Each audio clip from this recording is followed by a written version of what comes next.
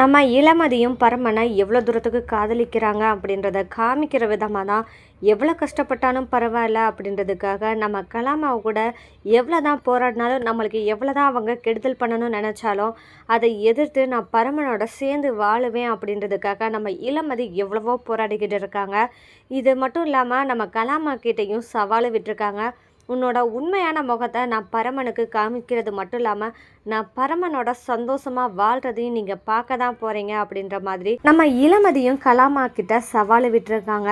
ஆனால் இந்த சவாலை இளமதி ஜெயிக்கக்கூடாது அப்படின்றதுக்காக பரமனுக்கும் இளமதிக்கும் இடையில் இடைவெளி உண்டாக்கணும், இவங்க ரெண்டு பேரும் சேரக்கூடாது அப்படின்றதுக்காக நம்ம கலாமாவோட சேர்ந்து ரஞ்சிதமும் ரொம்பவே பிளான் பண்ணுறாங்க. ஆனால் இந்த பிளான் எல்லாம் முறியடிச்சு நம்ம இளமதி பரமன்கிட்ட கூடிய சீக்கிரம் சேரணும், தன்னோட காதலையும் வெளிப்படுத்தி ரெண்டு பேருமே ஒருத்தர் ஒருத்தர் புரிஞ்சுக்கிட்டு வாழணும் அப்படின்னு நம்ம நினச்சிக்கிட்டு இருக்கோம்.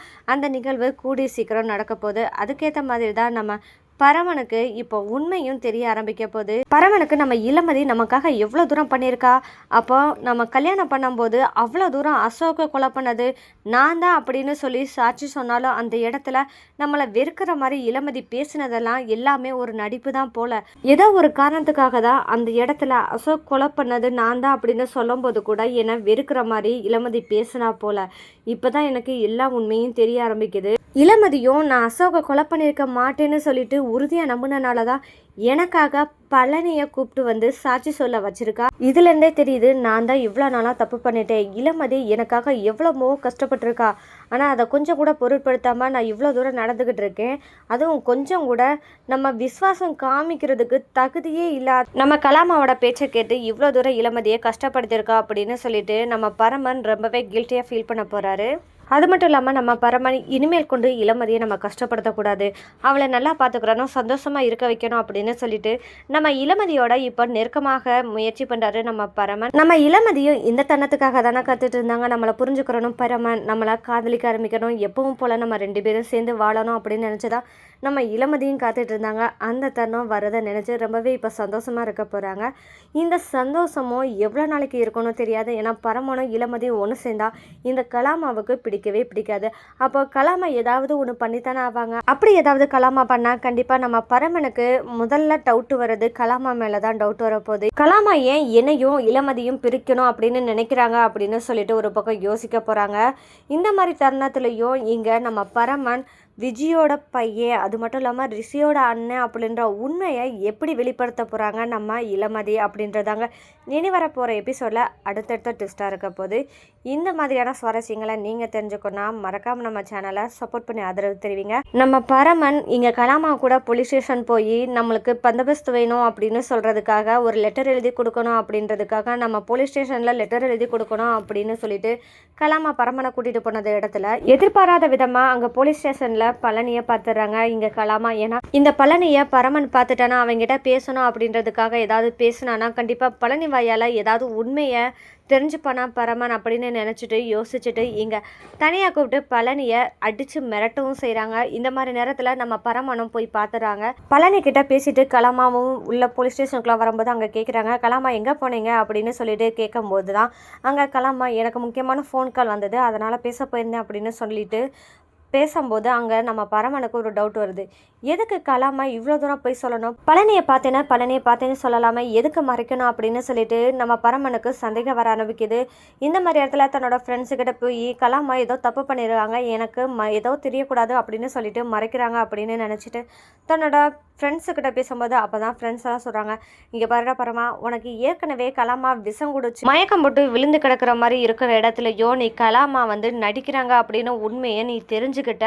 அது மட்டும் இல்லாமல் விஷப்பாட்டில் கொடுத்தோம், அது விஷப்பாட்டில் இல்லை, அது சும்மா நார்மல் மெடிசன் தான் அப்படின்னு சொன்னதை நீ தெரிஞ்சுக்கிட்ட. அப்படி இருக்கும்போது இன்னும் உனக்கு எதுக்கு சந்தேகம், கலாமா அவங்ககிட்ட என்ன மறைக்கிறாங்க அப்படின்னு உண்மையை தெரிஞ்சுக்கிறோம்னா அந்த பழனியை நீ போய் பார்க்குறதா நல்லது அப்படின்னு சொல்லிட்டு தன்னோட ஃப்ரெண்ட்ஸ் சொல்கிறத கேட்டுட்டு நம்ம பரமனும் அந்த பழனியை தேடி விசாரிக்க போகிறாங்க. அந்த இடத்துல தான் பழனியை பார்த்து விசாரிக்கும் போது உண்மையை சொல்லு என்னதான் நடந்துச்சு அப்படின்னு கேட்கும்போது பரமன் கிட்ட என்ன சொல்கிறாங்கன்னா, இங்கே பாரு பரமா, நீ நினைக்கிற மாதிரி நான் உனக்கு சாட்சி சொல்ல வந்ததுக்கு முழு காரணம் யாருமே இல்லை, இளமதி தான் காரணம், நீ நினைக்கிற மாதிரி கலாமா கிடையாது. இந்த மாதிரி பழனி உண்மையை சொன்னதுமே அந்த இடத்துல நம்ம பரமன், என்ன விளையாடுறியா, அன்னைக்கு நீ கோர்ட்டில் சொல்லும்போது எல்லாமே கலாமா தான் சொன்னாங்க. நீ எல்லாத்துக்கும் காரணம் கலாமான்னு சொல்லிட்டு, இப்ப இளமதி தான் காரணம்னு சொல்றியே! என்ன அர்த்தம்? அப்படின்னு சொல்லிட்டு பரமன் கேட்கும்போது, நீ சொல்றதுல எதுதான் உண்மை? அப்படின்னு கேட்கும்போது, இங்க பாரு பரமா, என் மனசாட்சி பொதுவா நான் உனக்காக சாட்சி சொல்ல வரேன்னு சொன்னதுக்கு முழு காரணமே இளமதி தான். அவ்வளோ தூரம் கஷ்டப்பட்டு என்னை தேடி கண்டுபிடிச்சு வந்ததே இளமதி தான். ஆனா இந்த இடத்துல நான் உனக்காக சாட்சி சொல்ல வந்த இடத்துல என்னை கலாமா மிரட்ட ஆரம்பிச்சாங்க. அவங்க மிரட்டலுக்கு பயந்தது மட்டும் இல்லாம, அவங்கள மாதிரி ஒரு ஆளை பகைக்கக்கூடாது அப்படின்றதுக்காக தான் நான் உன்கிட்ட கலாமா தான் இதுக்கெல்லாம் காரணம் அப்படின்னு சொன்னேன் பரமா. ஆனால் ஒன்று, உனக்கு இளமதி மாதிரி ஒரு பொண்ணு கண்டிப்பாக கிடைக்கிறதே கஷ்டம். அப்படிப்பட்ட பொண்ணு கிடச்சிருக்கானா நீ கொடுத்து வச்சவன் அப்படின்னு சொல்லிட்டு பரமன் கிட்ட இளமதியை பற்றி புகழ்ந்து சொல்லிட்டு பேசுகிறாங்க. ஆனால் பரமா, நான் சொல்கிறதெல்லாம் இப்போ சொல்கிறேனே அதுதான் உண்மை அப்படின்னு சொல்லும்போது தான் நம்ம பரமன் ரொம்பவே அதிர்ச்சி ஆகிறது மட்டும் இல்லாமல், அப்போ இளமதி தான் எல்லாத்துக்கும் காரணம், நான் தப்பு பண்ணியிருக்க மாட்டேன் அப்படின்றதுக்காக எவ்வளோ தூரம் கஷ்டப்பட்டு சாட்சி ரெடி பண்ணியிருப்பா. ஆனால் கலாமா ஏன் இப்படி பண்ணாங்க? தான் பண்ணதா எதுக்கு இந்த மாதிரி சொல்ல வைக்கணும் அப்படின்னு சொல்லிட்டு என்னை ஏன் கலாமா ஏமாத்தணும்னு நினைக்கணும்? இதில் ஏதோ ஒன்று கலாமாவோட சுயநலம் இருக்கோ, என்ன அவங்க நினச்சிட்டு இருக்காங்கன்னு தெரியலையே அப்படின்னு சொல்லிட்டு நம்ம பரமன் யோசிச்சுட்டு இருக்காங்க. ஆனால் இந்த இடத்துலையும் நம்ம பரமன் விட்டு கொடுக்கவும் செஞ்சுறாங்க. பரமா, நீ அதிகமாக யோசிக்காத, எல்லாத்தையும் பொறுமையாக பார்த்துக்கலாம். இங்கே கலாமா பற்றி நம்ம நினைக்கிறத விட நமக்கு இப்போ முக்கியமானவங்க யாருன்னா நம்ம இளமதி தான். இவ்வளோ தூரத்துக்கு நம்மளை கஷ்டப்பட்டு நம்மளை காப்பாற்றணும்னு நினச்சிருக்கா. அதுவும் நமக்காக எவ்வளோ தூரம் கஷ்டப்பட்டு இந்த வீட்டில் இருக்கான்றது நம்ம கண்ணால் பார்த்துருக்கோம். இவ்வளோ நாளாக நம்ம இளமதியை புரிஞ்சுக்காமல் இருந்துட்டோம் பரமா. இப்போவாவது இளமதியை புரிஞ்சுக்கிட்டு அவளோட சந்தோஷம் தான் முக்கியம்னு சொல்லிட்டு நம்ம நினைக்கிறதுக்கு வழியை பார்ப்போம். நம்ம இளமதியை இனிமேல் சந்தோஷமாக வச்சுருக்கணும் அப்படின்னு சொல்லிட்டு நம்ம பரமன் முடிவு பண்ணுறாரு. நம்ம நளினி இளமதியை எப்படியாவது காப்பாற்றணும், வட்டிக்காரங்கிட்ட காசை கொடுத்து காப்பாற்றி வந்துடலாம் அப்படின்னு சொல்லிட்டு வட்டிக்காரங்கிட்ட காசும் கொடுத்தது மட்டும் இல்லாமல் நம்ம இளமதியும் நளினி வீட்டுக்கு கூட்டிகிட்டு வந்துடுறாங்க. இந்த மாதிரி நேரத்தில் நம்ம நளினி கிட்ட இளமதி ரொம்பவே தேங்க்ஸ், நான் இந்த உதவியை மறக்கவே மாட்டேன் அப்படின்னு சொல்லும்போது, இதெல்லாம் இருக்கட்டும்க்கா அப்படின்னு சொல்லிட்டு நம்ம நளினியும் வீட்டுக்கு கிளம்பி போயிடறாங்க. இங்கே இளமதி நைட்டு சாப்பாடுக்காக தோசை மாவு எடுத்து வச்சுருந்தாங்க சமையல் கட்டில். ஆனால் இந்த இடத்துல நம்ம பரமன் என்ன பிளான் பண்ணான்னா, இவள் தோசை ஊற்றி சாப்பிடணுன்றதுக்காக தானே மாவு வச்சுருக்கா. இந்த மாவு இல்லைன்னா என்ன பண்ணுறது? அவள் எப்படி இருந்தாவது வெளியே சாப்பிடணும். அந்த இடத்துல நம்ம கூட்டிகிட்டு போய் இன்றைக்கி ஒரு நாள் அவளை ஹாப்பியாக வச்சுருக்கலாம் அப்படின்னு சொல்லி நம்ம பரமன் நினைக்கிறாரு. இந்த இடத்துல அந்த மாவு இருந்தால் கண்டிப்பாக நம்மளோட இங்கே இளமதி வெளியே வரமாட்டா அப்படின்னு நினச்சிட்டு அந்த மாவை கீழே கொட்டி விட்டது மட்டும் இல்லாமல் அவர் வாட்டுக்க கிளம்பி ரூமுக்குள்ளே போயிடாரு. இங்கே ஏதாவது ஒரு பிரச்சனை நடக்கணுமே, இன்ன வரைக்கும் இளமதி மாவு கொட்டினதை பார்க்காமையா இருப்பா அப்படின்னு சொல்லிட்டு வெயிட் பண்ணி காத்துட்ருக்காரு ரூமுக்குள்ளே. ஆனால் இங்கே ரஞ்சிதா சமையல் அறைக்குள்ளே போய் தண்ணி குடிக்கலாம் அப்படின்னு சொல்லிட்டு போயிட்டு வெளியே வந்திருப்பாங்க. அந்த நேரம் பார்த்து நம்ம இளமதியும் அடுத்ததாக உள்ளே போகும்போது மாவு கொட்டியிருக்க பார்த்ததுமே இங்கே இளமதிக்கு சந்தேகம் வருது. இதுக்கு முன்னாடி சமையல் அறைக்கு யார் வந்தான்னு பார்த்தா ரஞ்சிதா தான் வந்திருக்கா. அவள் தான் இந்த வேலையை பார்த்துருப்பாளோ, நம்ம சாப்பிடக்கூடாதுன்றதுக்காக தான் இந்த மாவை கொட்டி வச்சிருப்பாளோ அப்படின்னு சொல்லிட்டு இளமதிக்கும் கோவம் வருது. இதனால இளமதி நம்ம ரஞ்சிதம் கூட சண்டை போடவும் செய்கிறாங்க. ரஞ்சிதாத்துக்கு என்ன சொல்கிறானே புரியலை, எதுக்காக இளமதி என் கூட சண்டை போடுறா அப்படின்னு தெரியாமல் ரொம்பவே முழிச்சுக்கிட்டு இருக்காங்க. அந்த இடத்துல தான் நம்ம பரமன், ஆகா சரியான நேரம் தான், மாவும் கொட்டிருச்சுன்னு சொல்லிட்டு இப்போ இளமதிக்கு தெரிஞ்சிச்சு. இப்போ எல்லாத்துக்கும் காரணம் ரஞ்சிதான் சொல்லிட்டு திட்டிகிட்டு இருக்கா. இதுதான் சரியான தருணம், நம்ம ஓடால புகுந்து நம்ம போய் இளமதியை வெளியே கூட்டிகிட்டு போகிறதுக்கு சரியான நேரமும் இதுதான் அப்படின்னு சொல்லிட்டு நம்ம பரமன், இப்போ என்ன உனக்கு என்ன பிரச்சனை? என்ன பரமா நீ வாட்டுக்க இப்படி பேசுகிற? எனக்கு பசி எடுக்குது பரமா, நான் அதனால சமையலறையை போய் தோசை ஊற்றி சாப்பிடலான்னு பார்த்தா மாவு கொட்டி வச்சுருக்கான் இவ.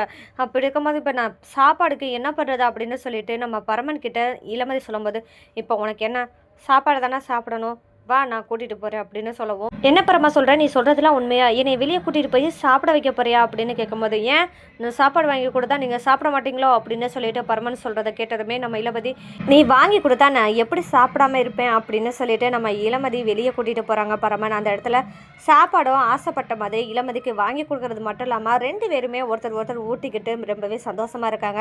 அது மட்டும் இல்லாமல் பரமனுக்கு ஒரு ஆசையும் வருது, நம்ம இளமதிக்கு பூ வாங்கி வைக்கணும் அப்படின்னு சொல்லி இங்கே பரமன் பூ வாங்கி கொடுக்குறது மட்டும் இல்லாமல் அதை தலையில் நம்ம இளமதிக்கு வச்சு விட்டோம் ரொம்பவே ரசிக்க ஆரம்பிக்கிறாரு.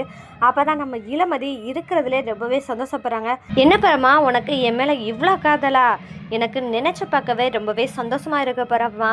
நீ எப்படி இருந்தாவது சீக்கிரம் மனசு மாறிடுவ. அது மட்டும் இல்லாமல் கலாமாவோட உண்மையான சுயரூபத்தையும் நீ தெரிஞ்சுப்ப. இந்த மாதிரி நம்ம இளமதி நினைக்கிறாங்க. சரி அப்படின்னு சொல்லிட்டு வீட்டுக்கு கூட்டிகிட்டு போகிறாங்க நம்ம பரமன் இளமதியை.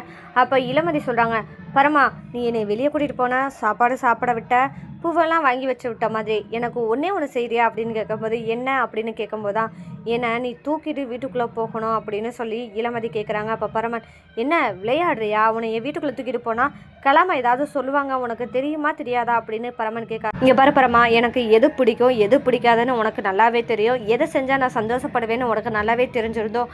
வெளியே போகும்போது மட்டும் எனக்கு சாப்பாடு வாங்கி கொடுத்த, சாப்பாடு ஊட்டியும் விட்ட, மல்லிகைப்பூவும் வாங்கி வச்ச, இவ்வளோ தூரம் வெளியே தான் உன்னோட பாசத்தையும் உன்னோட காதலையும் காமிப்பியா, ஏன் வீட்டுக்கு வந்தால் காமிக்க மாட்டியா அப்படின்னு பரமன் கிட்ட நம்ம இளமதி கேட்கும்போது, நம்ம பரமனால் இவ்வளோ தூரத்துக்கு நம்ம இளமதி கேட்குறாளே அப்படின்னு சொல்லிட்டு, நம்ம மனைவியை தானே நம்ம தூக்கிட்டு போகிறோம் அப்படின்னு சொல்லிட்டு நம்ம பரமனும் இளமதியை தூக்குறாரு. பரமனும் இளமதியும் சேர்ந்து சந்தோஷமாக வரதை பார்த்த நம்ம கலாமாவுக்கு ரொம்பவே அதிர்ச்சி. அது மட்டும் இல்லாமல் பரமன் இளமதி எப்படி தூக்கிட்டு வராங்களே, இவங்க 2 பேருமே ரொமான்ஸ் ரொம்பவே பண்ணுறாங்களே, அப்போ இவங்க சீக்கிரமாகவே சேர்ந்துருவாங்களோ, இது கண்டிப்பாக நடக்கக்கூடாதே, நடந்தால் கண்டிப்பாக பரமன் நம்ம கையை விட்டு போயிடுவான், இளமதியோட பேச்சை தான் இனிமேல் கேட்க ஆரம்பிப்பான், நம்மளோட அரசியல் வாழ்க்கையை இனி ஒன்றும் இல்லாமல் போயிருமே அப்படின்னு சொல்லிட்டு, இனி அடுத்ததாக நம்ம கலாமா என்ன திட்டம் போட போகிறாங்க பரமனையும் இளமதியும் பிரிக்கிறதுக்கு அப்படின்றதாங்க இனி வரப்போகிற எபிசோடில் அடுத்த ட்விஸ்டாக இருக்க போது. இந்த மாதிரியான சுவாரஸ்யங்களை நீங்கள் தெரிஞ்சுக்கணும், மறக்காமல் நம்ம சேனலை சப்போர்ட் பண்ணி ஆதரவு தருவீங்க. மீண்டும் சந்திப்போம்.